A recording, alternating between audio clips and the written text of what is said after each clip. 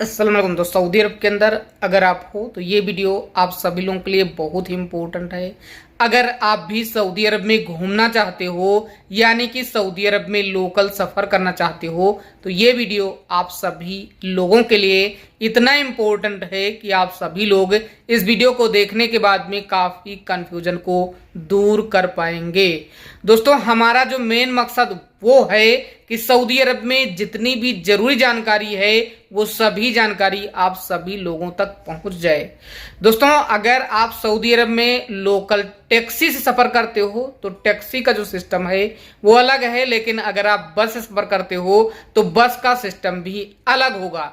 लेकिन अगर आप ट्रेन से सफर करते हो तो आपके मन में कई सवाल होंगे कि ट्रेन में हमको कोई कार्ड लगेगा क्या, हम किस तरह से पेमेंट करेंगे, कितना पैसा लगेगा, कितना टाइम लगेगा, क्या क्या मतलब उस पर जाने से पहले आप लोगों के मन में काफी ज्यादा सवाल इस तरह से होंगे। दोस्तों, अगर आप पहली बार आए हो तो आपके मन में ये भी सवाल होगा कि अगर हम मेट्रो से सफर करते हैं तो वहां पर क्या क्या और बाकी होगा। इसके अलावा अगर आप इंडिया के अंदर हो, आप ये सोच रहे हो कि सऊदी अरब में जो ट्रेन चलती है वो कहां पर और किस तरह से चलती है, तो ये सारे सवालों के जवाब इस वीडियो में हम आपको बताएंगे। अगर आप इस वीडियो को देखेंगे तो आपको ये जानकारी पूरी मिल जाएगी।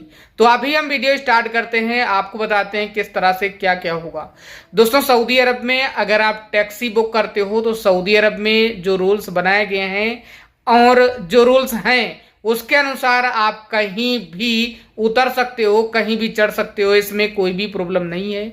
लेकिन अगर आप गाड़ी बुक करते हो, मसलन अगर आप सऊदी अरब में एक गाड़ी लेते हो किराए पर, तो यहाँ पर पहले जो रूल्स था उसमें यह था कि घंटे के हिसाब से आपको पेमेंट देना होता था। लेकिन अब सऊदी अरब में अगर आप आते हो विजिट वीजा पर या किसी भी वीजा पर और आप चाहते हो कि हम अभी रियाद का पूरा सफर करना चाहते हैं और पर्सनल हमें गाड़ी चाहिए, खुद की गाड़ी चाहिए, उसमें कोई दूसरा ना हो, और आपके पास टेम्परेरी जो लाइसेंस है वो है या इंटरनेशनल लाइसेंस है। वैसे तो इंटरनेशनल लाइसेंस भी सऊदी अरब में 1 साल तक वैलिड होता है, तो यहाँ पर इंटरनेशनल लाइसेंस भी चलता है, कोई टेंशन वाली बात नहीं है। लेकिन अगर आप आ जाते हो तो ऐसे में आप क्या क्या कर सकते हो, क्या रूल्स हैं। अगर आप कोई भी गाड़ी बुक करते हो मतलब पर्सनल, तो ऐसे में हम आपको बता दें कि सऊदी में रूल्स अब बना दिया गया है, नया रूल्स है जिसमें कहा गया है कि आपको कम से कम 6 घंटे के लिए गाड़ी बुक करना होगा। और अगर आप उसके साथ एक ड्राइवर लेते हो तो आप ड्राइवर भी ले सकते हो, लेकिन उसका पेमेंट आपको अलग से देना होगा। दोस्तों, ये आपके लिए जरूरी है। पहले क्या था, 1 घंटे 2 घंटे 1 दिन 2 दिन के लिए भी बुक कर सकते थे, लेकिन अब रूल्स बदल दिया गया है। इससे क्या होगा कि जो कंपनी है उनको काफी ज्यादा फायदा होगा, और जो लोग हैं चाहे आपको 1 घंटे या 2 घंटे का काम है आपको 6 घंटे का पूरा पेमेंट देना होगा। ये सऊदी अरब के रूल्स में बताया गया है, सऊदी के ट्रैफिक डिपार्टमेंट की तरफ से बताया गया है। अगर आप बस में जाते हो तो बस के बारे में इस वीडियो में हम आपको अभी नहीं बताएंगे, लेकिन आने वाले वीडियो में जल्द हम आपको बताएंगे कि बस में किस तरह से कैसे सफर किया जा सकता है। दोस्तों, आने वाले टाइम में हम आपको और जल्द ये भी दिखाएंगे कि आप बस का सफर कैसे करेंगे और ट्रेन का सफर कैसे करेंगे। लेकिन उससे पहले आपको हम अभी इस वीडियो में ट्रेन के बारे में बता देते हैं कि ट्रेन में जाने से पहले आपको क्या क्या चाहिए। काफी लोग ये सोचते हैं कि ट्रेन में जाने के लिए हमारे पास इकामा चाहिए, हमारे पास इकामा नहीं है तो पासपोर्ट चाहिए, फोटो चाहिए, कुछ भी ऐसा सोचते हैं। अगर आप सऊदी अरब में आ रहे हो या सऊदी अरब में हो तो ऐसे में हम आपको बता दें कि सऊदी अरब में मेट्रो ट्रेन चलती है। जिस तरह से इंडिया में जो ट्रेन है पटरी पर चलती है उस तरह से सऊदी अरब में भी चलती है, लेकिन यहाँ पर मेट्रो ट्रेन चलती है। आपको ऐसे नॉर्मल जिस तरह से बैठते हो इस तरह से नहीं है, जिस तरह से लखनऊ, दिल्ली, बॉम्बे यानी कि जो भी सिटी है इंडिया के अंदर या दूसरे देश के अंदर, वहां पर जो मेट्रो चलती हैं चाहे वो कोई भी हो, जिस तरह से मेट्रो चलती है उसी तरह से सऊदी अरब के अंदर भी मेट्रो चलती है। तो यहाँ पर घबराने वाली बात नहीं है। ज़्यादा स्पेस भी यहाँ पर जो मेट्रो है उसने नहीं लिया है, क्योंकि हम जाकर खुद वहाँ पर देखे हैं, नीचे जो है पूरी रोड है, ऊपर मेट्रो चल रही है, यहाँ पर कोई कुछ भी प्रॉब्लम नहीं है। कोई भी ज़्यादा स्पेस स्टेशन ने नहीं लिया है, ना ही रोड ने लिया है, यानी कि पूरी तरह से बहुत अच्छी तरह से डिजाइन किया गया है।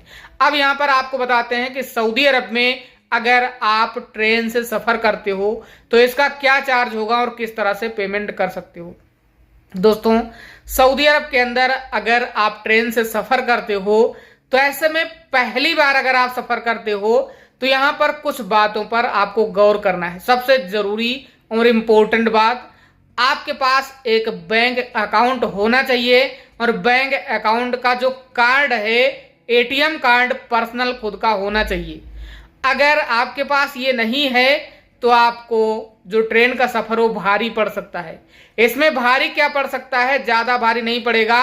आपको जो स्टेशन है वहां पर जाना होगा, पूछना होगा कि जो कार्ड है ट्रेन का वो कहां पर बनता है।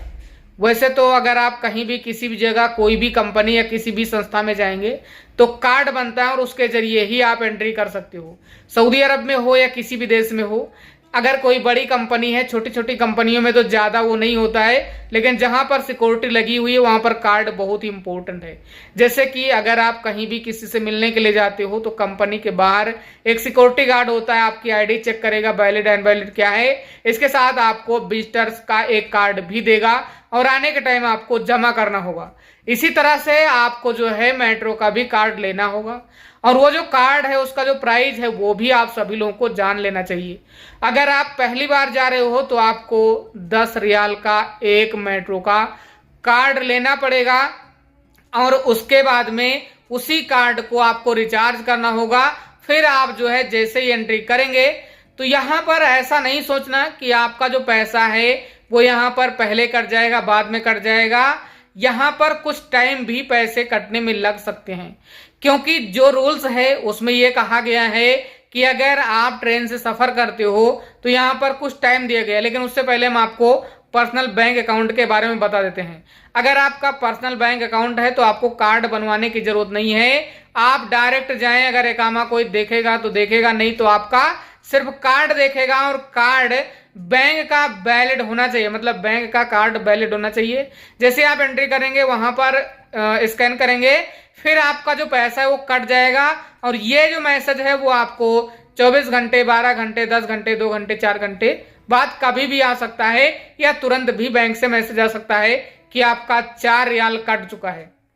दोस्तों, अगर आप ये सोच रहे हो कि सिर्फ 4 रियाल लगता है तो ऐसा नहीं है। आपका जो मेट्रो का चार्ज है वो 4 रियाल ही है 2 घंटे का। यहाँ पर ज्यादा पैसा नहीं लिया जाता है, 2 घंटे का 4 रियाल।